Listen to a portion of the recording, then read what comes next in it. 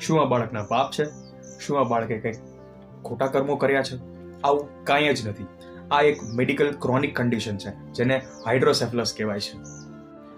આ ડિઝીઝમાં થાય છે શું? આ ડિઝીઝમાં બાળકનું માથું ધીરે ધીરે મોટું થતું જાય છે.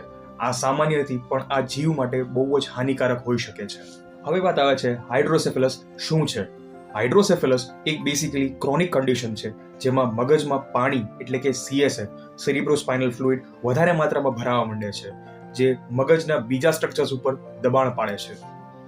વાત આવે છે કઈ કઈ એવી સાઇન્સ છે જે આપણે ઇગ્નોર ના કરવી જોઈએ. તો બાળકોની વાત કરીએ તો એમાં સૌથી પહેલું છે માથું અસામાન્ય રીતે મોટું થઈ જાય છે. બીજું, વારંવાર ઉલટી થઈ જાય છે.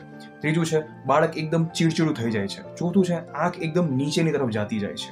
જ્યારે એડલ્ટ્સની વાત કરીએ તો એમાં સૌથી વધારે ઇમ્પોર્ટન્ટ છે માથાનો દુખાવો એકદમ ભારે માત્રા. બીજું છે ઉલટી થવી. ત્રીજું છે ચાલવામાં તકલીફ, બોલવામાં તકલીફ. અને ચોથું છે યાદશક્તિ એકદમ નબળી પડી જવી.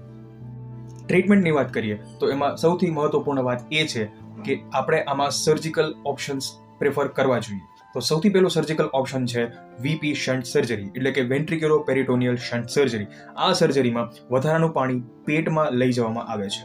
બીજી સર્જરીનું નામ છે એન્ડોસ્કોપિક થર્ડ વેન્ટ્રિક્યુલોસ્ટોમી, એટલે કે ETV. આ સર્જરીમાં અંદરથી એક નવો રસ્તો બનાવી અને પાણી બહારની તરફ કાઢવામાં આવે છે. સામાન્ય સર્જરી જો આપણે કરીએ છીએ તો જિંદગીના આઉટકમને આપણે ઇમ્પ્રૂવ કરી શકીએ છીએ. સમયસર સર્જરી કરીએ તો આમાં નોર્મલ જીવન શક્ય છે.